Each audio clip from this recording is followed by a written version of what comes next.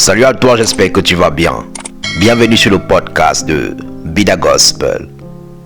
As-tu déjà prononcé cette phrase? Demain je m'y mets.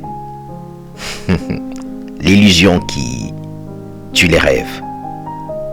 Écoute, chaque début d'année, c'est le même refrain. Cette année, je vais perdre du poids.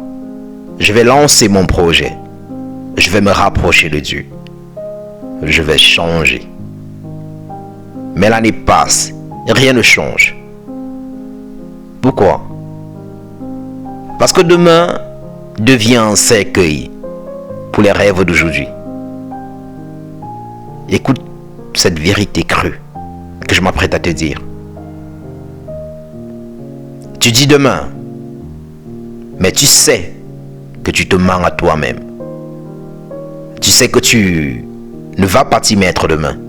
Tu espères juste que le temps fera le travail à ta place. Mais laisse-moi te dire une chose. Le temps ne travaille pas pour toi. Il travaille contre toi.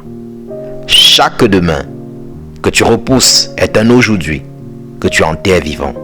C'est la vérité. Tu veux changer de vie? Commence maintenant. Pas demain, pas lundi, pas au prochain mois, pas quand tu te sentiras prêt. Parce que tu ne seras jamais prêt. C'est ça la vérité. La motivation ne tombe pas du ciel. Elle se construit dans l'action. Tu veux écrire un livre? Commence par écrire une petite ligne. Orelsan, dans l'une de ses chansons, dit: si tu as besoin de faire un film, tu as juste besoin d'un truc qui filme. Ça l'est drôle et pourtant c'est la vérité. Tu veux entreprendre?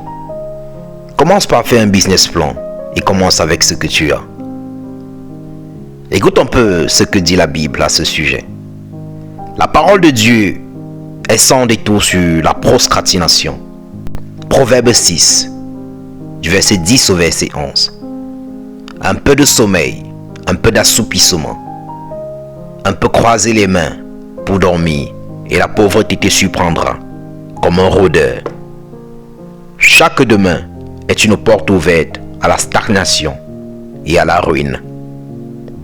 Ecclésiaste 11, verset 4, nous dit ceci: celui qui observe le vent ne sèmera point, et celui qui regarde les nuages ne moissonnera point.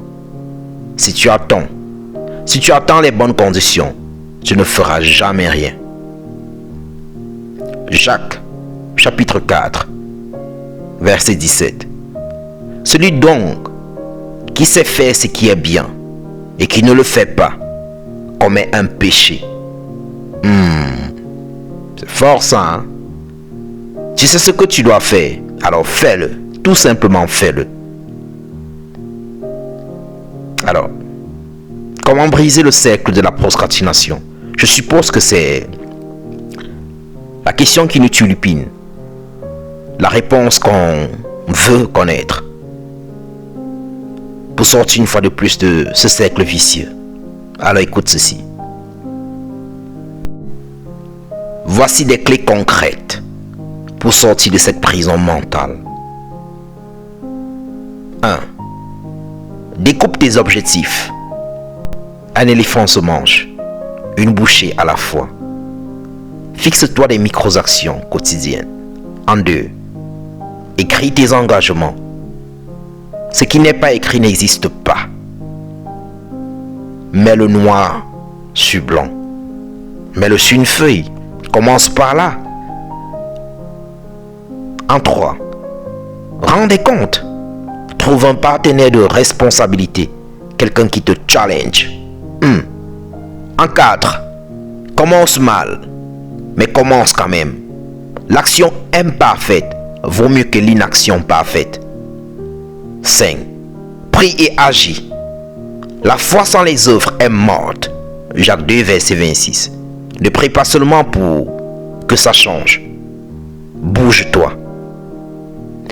J'ai l'habitude de dire que chaque bénédiction nécessite un déplacement. Si tu as besoin de quelque chose, lève-toi. La manne tombée du ciel est une histoire ancienne.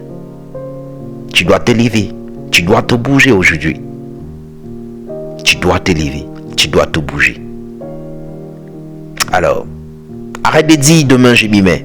Dis plutôt aujourd'hui je commence. Même petit, même tremblant, mais je commence. Parce que Dieu bénit le mouvement, pas l'intention. Si tu as écouté ce message jusqu'à la fin, je prie que le Seigneur te touche d'une façon particulière, afin que tu sortes de ce cercle vicieux, que tu t'en détaches complètement. Partage ce message à quelqu'un, afin de le bénir.